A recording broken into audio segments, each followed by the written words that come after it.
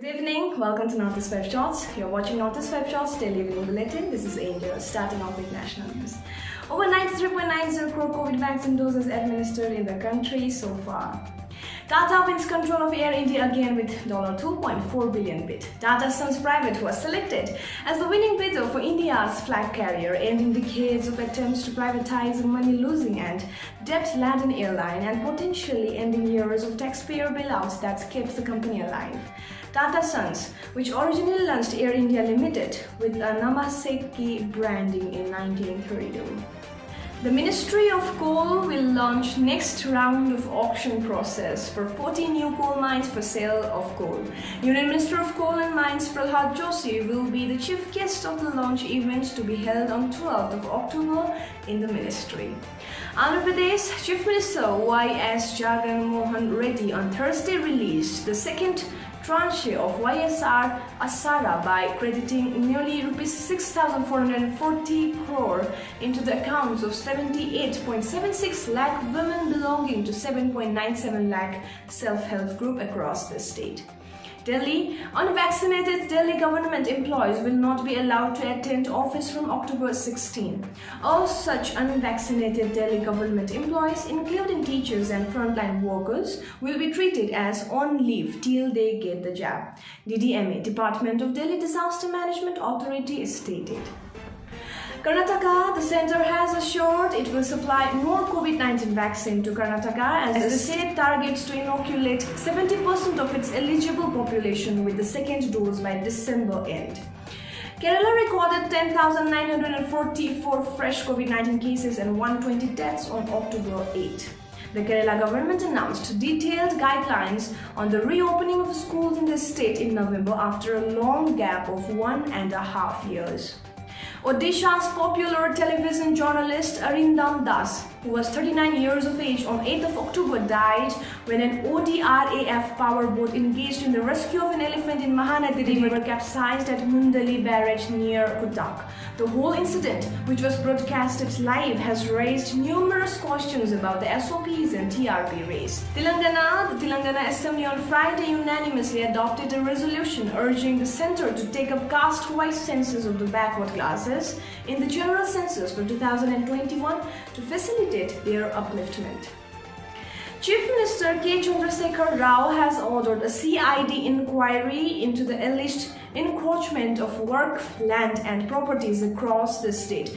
The Chief Minister made a statement to this effect in the Assembly in response to the persistent demand from AIMIM in the House. Uttar Pradesh government is committed to probe Lakhimpur Kheri violence thoroughly, Chief Minister Yogi Adityanath stated. Uttarakhand Union Civil Aviation Minister Jyotiraditya Scindia on Friday inaugurated a newly built airport's terminal building at Joligrant Airport in Dehradun. He also flagged off 7 new heli services in the state. Now the air services from Dehradun to Pithoragarh, Haldwani, Srinagar, Gauchar and Sinyalisore will be operational. Moving forward to Bollywood, Sonu Sood gets one more temple in Telangana's Khammam. Gurram Venkatesh, a resident of Arlapada village in Khammam district, built a temple for the Dabangg actor with the help of his family. Coming towards the defense news. Air Force Day 2021. 3 units of the Indian Air Force will receive the prestigious Chief of Air Staff Unit citation on the 89th Foundation Day of the Force. The 47 Squadron 116 Helicopter Unit and 2255 Squadron will receive the prestigious citation, the IAF announced.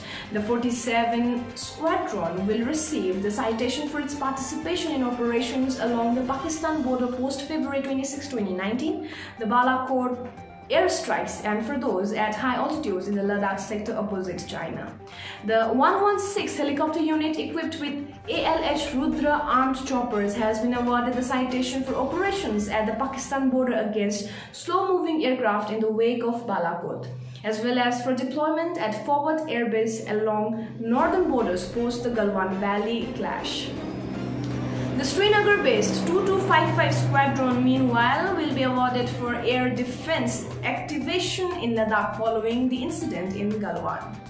LUH military variant to make maiden test flight next August. After wrapping up a rigorous flight testing of prototype helicopters in challenging conditions, state-run plane makers Hindustan Aeronautics Limited (HAL) set August 2022 as the deadline for carrying out the maiden test flight of the first chopper in the indigenous light utility helicopter.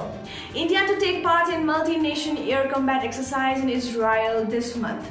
India this month will take part in the multi-nation Blue Flag air combat exercise in Israel, which will also include the US, UK, Germany, Italy, France and Greece, and follow it up with another exercise, HOP, in Egypt.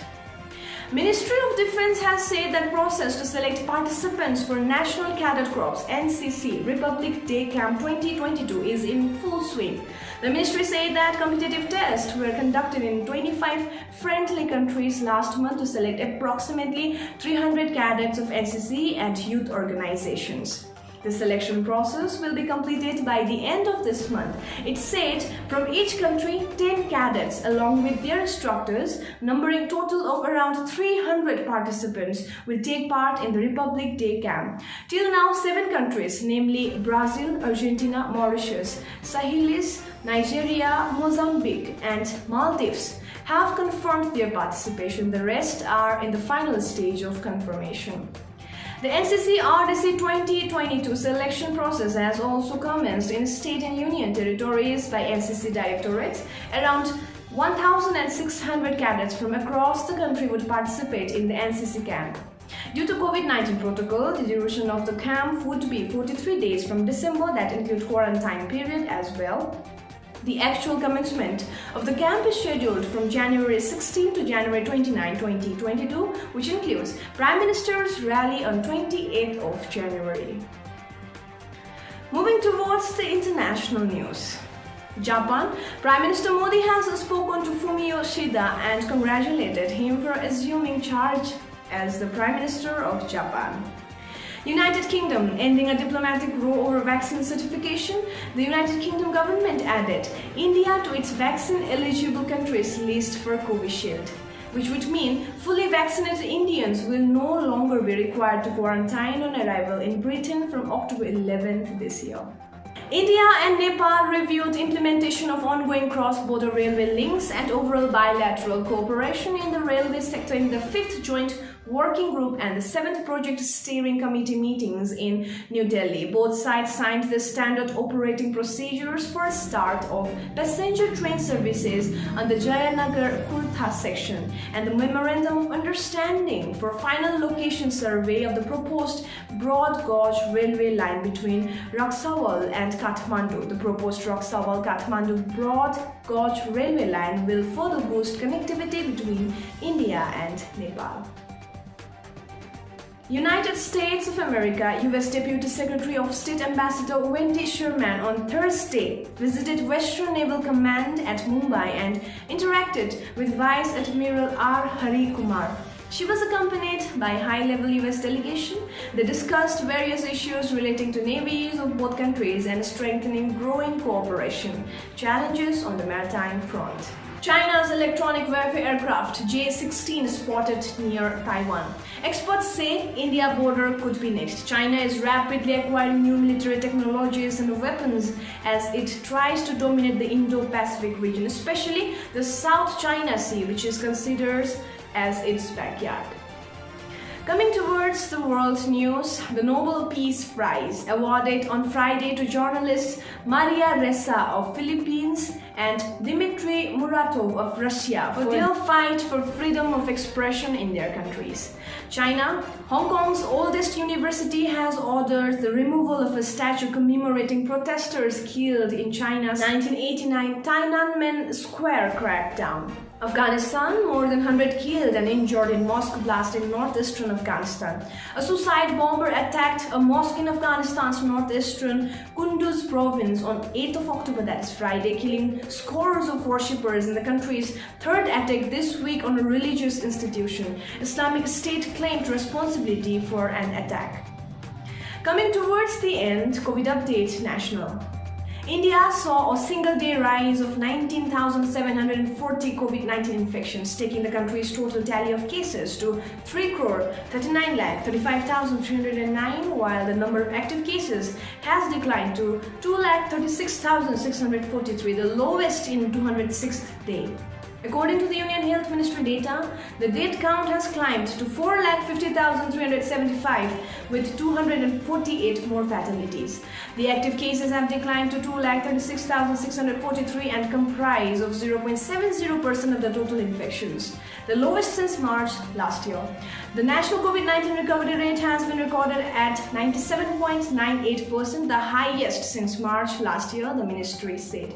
With this, we come to an end of today's news headlines. Thank you so much for tuning in. Northeast Web Shots is also available in Facebook, Instagram, Twitter and YouTube. Keep following for more updates. Thank you and good night.